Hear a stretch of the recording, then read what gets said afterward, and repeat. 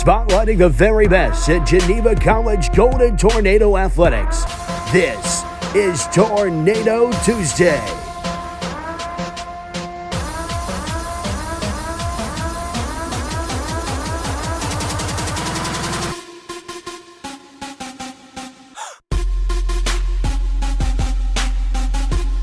And now, here are your hosts, Van Zanik and Andrew Fee. Welcome back to another episode of Tornado Tuesdays. I'm Andrew Fee, alongside Van Zanik. We're here to keep you updated on all things Geneva athletics. Today, we get the opportunity to interview Coach Santarsiero and Coach Grinder, our head men's and women's basketball coaches. Pretty unique circumstance with how their season's going to look this year. Yeah, I mean, just like everyone else, it's going to be a lot different after the first of the year. The presidents and the PAC have already decided that basketball competition won't start until the calendar flips to 2021, so still working through a lot of those logistics in terms of scheduling and how many games are going to play, what the format's going to look like. So still much to be decided as it pertains to basketball scheduling, but we're just hopeful we have a season because, in the men's case, I mean, coming off what was a really, really exciting end to their season a year ago, unfortunately lost in the conference championship, and I know Coach Grinder is very excited about his recruiting class, his incoming folks, and so I know both coaches are really excited to get going. Yeah, I think it will be an exciting basketball year, especially with that being the first competition that's going to take place in this calendar year. I think, I won't hint towards the trivia question this week, but Geneva is a basketball school, and I think the fans really love basketball. So having that up first is going to be really exciting. Well, I appreciate you saying that this week and not last week when we had Coach DeMarco that Geneva is a basketball school. But I mean, obviously, the birthplace of college basketball. That's and that's the trivia. One of our key monikers. So I mean, we understand that. And again, coming off what was a really great season for the men last year, a lot to build upon this year too. So, both those teams are starting practice next week as the calendar flips to October. So, I know they're getting ready to go. Yeah. Speaking of practice, we're in week 3 of practice with all the other sports going. How are you feeling about that? Encouraged. I mean, I think it's been amazing. Much like the rest of the campus in terms of following the protocol with the COVID rules and things like that. I look around and I see the coaches doing what they're supposed to be doing with the types of practices that they're holding.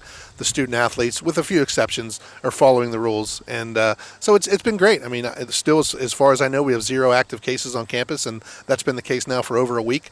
So that just is a great example that our student athletes are doing what they're supposed to be doing, because they always talk about the 2-week period, so we're past that now in terms of spiking in cases, the potential for that. So we got past that mark, and so hopefully with several more weeks to go, like I said, basketball getting ready to go next week, so it's just going to get bigger and better as the semester goes forward. Yeah, so we're moving towards October. I know we talked about this a couple weeks ago, but October is our Geneva Strong Storm On campaign, trying to raise $75,000 for the athletic department. And that's just going to be a really important campaign for us this year. It is. I mean, there's, I know most people think, well, there's no athletics going on in terms of competition in the fall, but, like we've said many times, we're looking forward to a huge spring and what that looks like. So there's a lot of, I mean, in a normal year, we're looking for additional resources to try and accommodate over 400 student athletes, more than we've ever had, more varsity teams than we've ever had. So there's a lot of things. There's a lot of things on the docket. So absolutely, we're really looking forward to the month of October and really reaching out to a lot of our alumni base, and our coaches are doing a great job promoting it. And hopefully it'll be successful, and we'll go above and beyond what our goal is.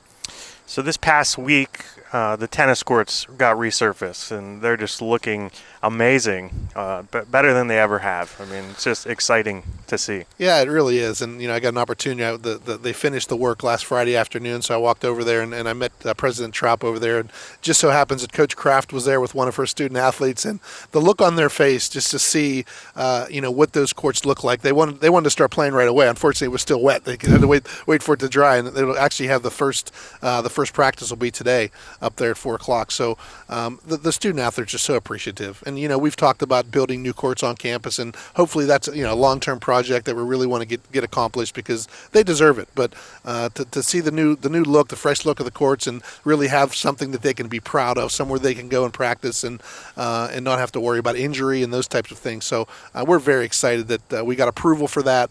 It's just one of the many examples of the campaign that we're going to be having here, things that are going to have to be paid for. So absolutely. It's great to see that fresh look.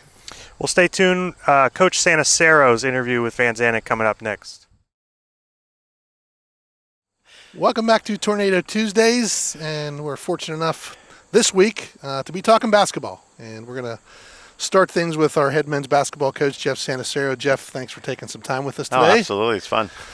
So we're getting close to October, and so that means basketball season, whatever way, shape, or form it's going to look like. It's been different in every sport we've been talking about so far. So your sport's going to be no different. So you got to be at least looking forward to getting ready to practice next week. Oh, yeah. I mean, the guys are just really, really excited about kicking it off here.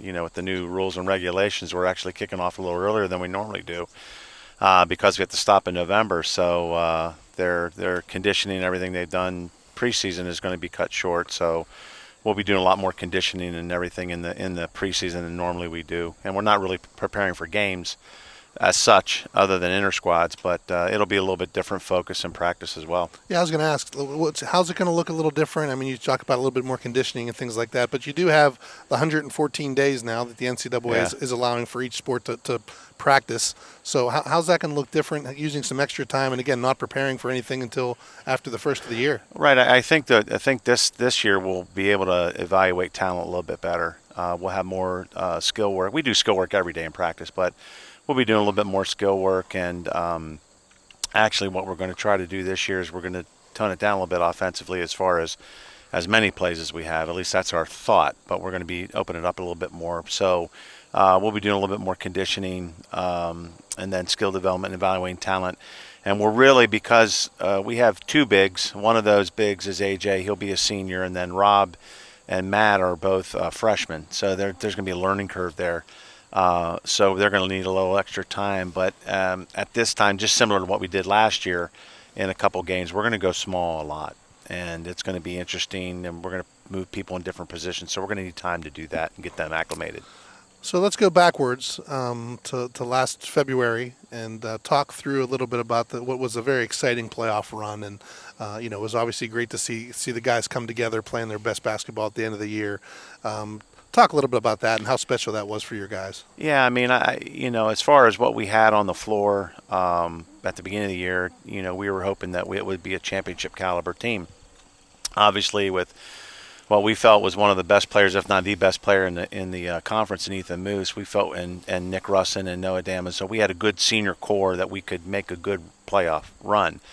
Between injuries and sicknesses and different things like that, we couldn't get a flow. But near the end of the year, we started to get a flow, and you could see it, even though we weren't winning close games, which as a coach kills you, but you could see it in their eyes that they were getting it. And then when we started the playoff, what we call the playoff run, which is 4 games actually all on the road, you could just see it in practice. You could see in how they handled themselves. You could see in their preparation that they knew that they could attain this. And we started shooting the ball better. We started defending better, and all those things key off to a championship run. It had to be exciting for you to see the way that the college itself kind of came together, the way that the students traveled to the away games, and just how energy just flows through the campus whenever things like that happen. Oh, I mean, our fans are great. I mean, that's one of our biggest recruiting tools is talking about our fans and our community development and support. Because it was that the championship game. That first of all, we had fans starting at W&J. I'm starting at St. Vincent on the road, which is a regular season game. We probably had 200 fans there. Students were driving up, and then it got bigger at W&J, and then Chatham. We probably had 400 people there. It was just tremendous, and then Grove City was just ridiculous. I mean, we probably had 800 people there, and as a coach, I was happy for my kids. I think that they deserve that acclamation. I think that they deserve that support. Our kids are active on campus, so it was just a good thing to see, and I was happy for them, and I was happy for the school that we got the recognition that we got.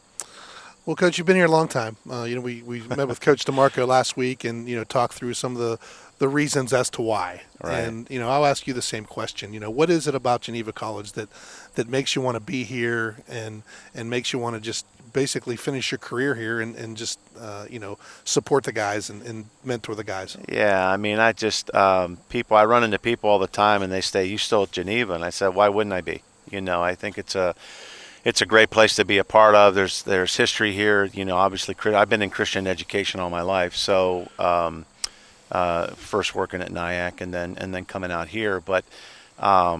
It's the people, it's the mission, it's the community, it's the care. I mean, nobody knows,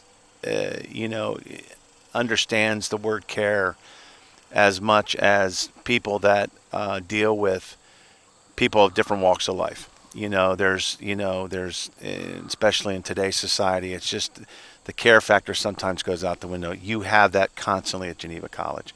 Faculty, staff care about the kids.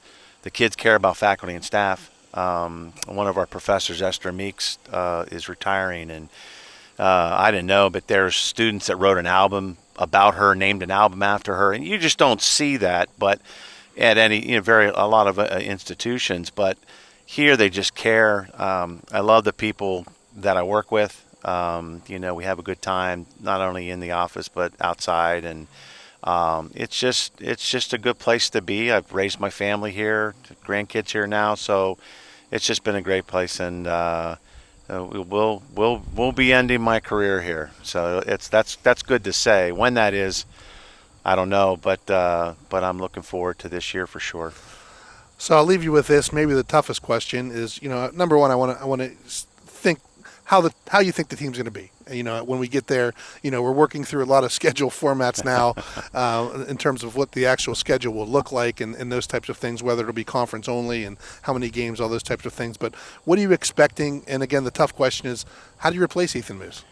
Yeah, I mean, expectations, I think you have to divide it into two, because really, we're not usually have the first semester to play your non-conference games, and they mean something, but they don't mean something as far as your schedule goes. Here we're going to go right into schedule play right off the bat when we get back in December, January. So there's going to be a learning curve there for sure, and we have some starters back, and we have some bench people back that played pivotal roles last year. Depth is going to be an issue with us. And the questioning, I mean, I would say Ethan Moose, he's tough to replace. When you're talking top 7 in scoring, top 10 in rebounding, top 15 in assists, it's a tough kid to replace. But I would take it one step further. I think with Ethan, the career that he had, he was a tough stop. I think Nick Russin, the career he had, was a tough stop. Noah Damazo, unfortunately, he got hurt at the end of the year. They all brought different factors to that group and to that team last year. So this year we're looking for, obviously, Joel Stutz to step up, Amos to step up. It'll be interesting with Amos because we have him first this year. So and then AJ, and then RJ, and then Matt Vanovich, and those guys, Isaac, they all have experience. So they're just going to have to take their roles different. So I think we can do better at some things, and some things we're going to be struggling at. Rebounding is going to be a big thing with us. So, but we have a pretty good player in Lyle Tipton coming back. I mean, he showed that he can hold his own with anybody in the conference and some Division I's around here. So it's going to be exciting because there's a not knowing factor. But we're going to work just as hard as we did last year, introduce some new things, and the kids are excited to get on the floor here next Monday. Well, we're excited for you as well. Getting ready to tip it off here, at least practice-wise, for the next couple months. So that's going to be exciting, and we wish you the best after the first of the year. Yep, thanks for having me on Tornado Tuesday. It's been fun. Thanks, Coach. Well, welcome back to Tornado Tuesdays. We have the opportunity to interview Coach Mike Grinder today, head women's basketball coach, following the interview with Coach Santarsiero, our head men's basketball coach. So, Coach Grinder, going into year 2 here at Geneva College, just talk about that first year, that experience, transition, those types of things. The transition was probably pretty much what I expected. Taking over, a roster that had been through the ups and downs the last couple years, and we just did not have a lot of depth and a lot of pieces past I mean, if you watch enough of our games, I think like the starting five. So, I mean, we showed signs, though, throughout the year where we could play with people. When you just don't have the depth at the college level come fourth quarter, if we were in a game, we had a hard time putting people away if we were ahead or if we were just behind. There was no, I would say, like, fortitude to, like, win. And you get that when you haven't won in a while. You're just sort of trying to like work with them, keep them positive, keep them working. I mean, they played as hard as any team I've ever coached. So, yeah, I think the ups and downs are that's definitely a good descriptor of what that team has been through. But talk about the ups and downs of COVID, and you guys are going to be starting a little earlier than you're used to, and taking a lot more time off in season than you're used to. So. How are we going to prepare for those ups and downs? I think we're going to have to like space it out. We're not just going to jump into it right away. Like, hey, let's teach everything right out of the gate because it takes 14 days to get everything in. So what are we going to do we have 2 months of practice now. So one of the things we're probably going to have to do is break it into small-sided games where we play 1-on-1, 2-on-2, 3-on-3, make it more competitive for them. The more competitive it gets in those games, it'll start to translate when we play. And then realistically, when you have a month off, I think we're going to look like the NBA when it came off its reset, where they were just it looked bad for the first 2 weeks. So, I mean, at least we'll get a few weeks in before we start playing again. But hopefully with everything that's been going on, main goal is to just stay focused and be ready because when it starts, it starts. You have to be ready. So coming off a rough season, I think towards the end of the season, like you said, there was some really good games and showed some really good things for the future. But coming off a rough season, how would you define success this year for your team? I think success this year for this team would be more along the lines of how are we going to approach each game, each day, because there's going to be different scenarios. Successful year to me is seeing freshmen, because we got a whole bunch of newcomers stepping up and getting acclimated more and allowing them to play out through the year and seeing them take steps. It's going to be a younger team, so I think success along those lines is not so much in the win and loss column, which we all want. We want to get better, but can we move up a little bit more in the conference from like 8th place up to like 6th, somewhere in the middle of the pack. So successful year is seeing freshmen do well, transitioning through a shortened season, and then maybe moving up the standings a little bit more. So when you look at key impact players from last season, I would say Emily Melnick, Lauren Tipton, they're going to be seniors this year. Mm-hmm. What do you expect from them going into their senior year? Well, with Emily, I'm expecting more leadership. Hopefully the way she was working this offseason with shooting, it'll translate to her hitting more three-pointers. But more along the lines with leadership. Lauren, we're looking same thing that she provided last year. Great, helped out with leadership on the team, but I'm looking for her to step up more on the offensive and defensive end because, I told her I expect her to go 20-20 every game, and she sort of gave me one of those looks like, whoa. But I think it's in her. She had her games last year where she showed that she can do it, and obviously Emily can't shoot the ball. She had her games as well. But with both of them, I mean, seniors with a lot of young new faces in, they're going to have to help these young ladies like navigate the waters. So they're going to have to be there to talk them through stuff and be positive as much as possible. So last year when we talked at this time going into the season, we were going to try to shoot 35 threes a game, which we did. Press, run up and down the court. Is that the same school of thought going into this year? Yeah, well, I did with the class I recruited in, it's transitioning that way you're going to see more depth, more versatility at the guards positions. Got more shooters finally. Goal is to shoot more than 35. If we can get up and down more, it'll be great. Roster last year just wasn't built for it. I did it anyways, but yeah, we noticed. Yeah, we noticed, didn't we? But really, if we can get more depth, if we can get to the point where we're like 15 deep, it's going to allow us to do a lot more. I think with this class in and some of the returners coming back, I mean, Isabella Roth, I'm looking for her to take a step this year as a sophomore. So that could help us. You get 12, 13 players that can play. It gives you more depth to allow you to press more, I mean, yeah, we sort of ran out of gas last year. We just didn't have a lot. So why, if I'm a female coming out of high school, why would I want to come play for Geneva College women's basketball team? Right now, I think the biggest thing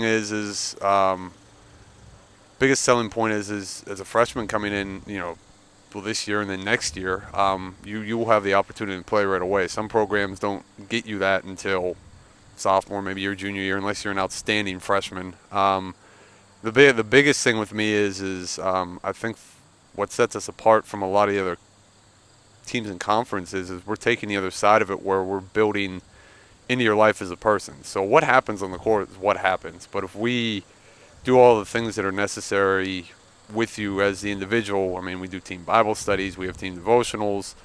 We're taking in having you grow and challenge your faith in you as a person, and take care of the person. It's going to take care of the player, and then, it takes care of itself, hopefully, out on the floor for us. So my last question, so a lot of times, coaches have conflicts with the admissions department when they're recruiting players.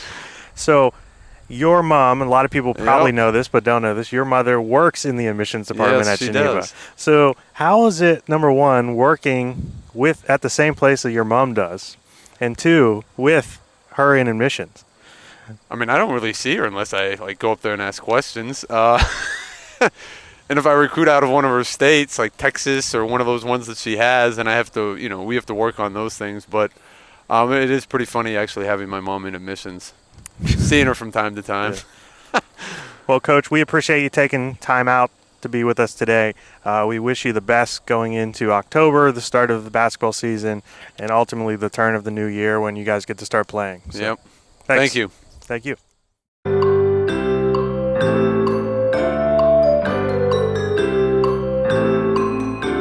Welcome back to Tornado Tuesdays. Coming off the interviews with Coach Grinder and Coach Santarsiero, both great men that are good coaches for Geneva. Yeah, it's interesting. I mean, Coach Santarsiero has been here for a long time, and much like many of our coaches on our staff, I mean, he bleeds Geneva. He pours his heart and soul into those student athletes. Just an incredible life story, career well spent at Geneva College, and it was just great to see the success that they had at the end of last year in the championship game. So, and then Coach Grinder getting ready to start his second year. We're really excited about where that program can go. He's passionate again. He's known Geneva for virtually his whole life, and so being able to hire him as the women's head coach has been really, really great, and the girls are really responding to him well. So I'm looking forward to both of those seasons. I wish it was going to be a normal year, get going in November, but we're going to have to wait a little longer. But once we get to 2021, that'll be the first competitions that we're looking forward to, men's and women's basketball. So excited for both guys. Yeah, I think, we said earlier that it's going to be an exciting time, but something during all these virtual recruiting events we're doing, I always highlight that we have 207 years of head coaching experience at Geneva College, and 6 of those head coaches are graduates at Geneva. I just think that's such an impressive statistic.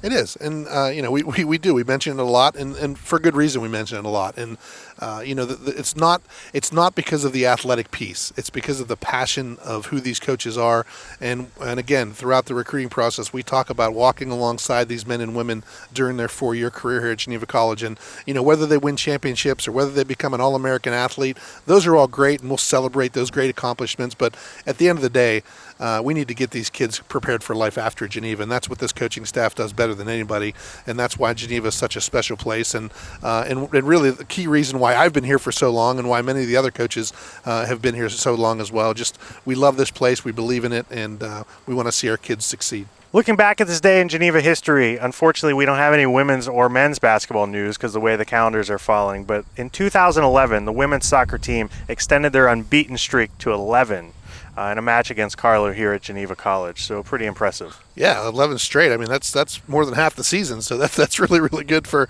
that team. And I remember that squad. They were a good team for sure, and they didn't give up very many goals.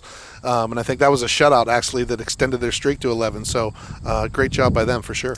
Yeah. So looking ahead, just a reminder that virtual homecoming is coming up in a couple weeks, or actually next week. Wow. It's coming up next week, early October. And then next week as well, we will have the golf coach at Geneva on with us to talk about golf. Unfortunately, that's me, so you'll have to hear me even more.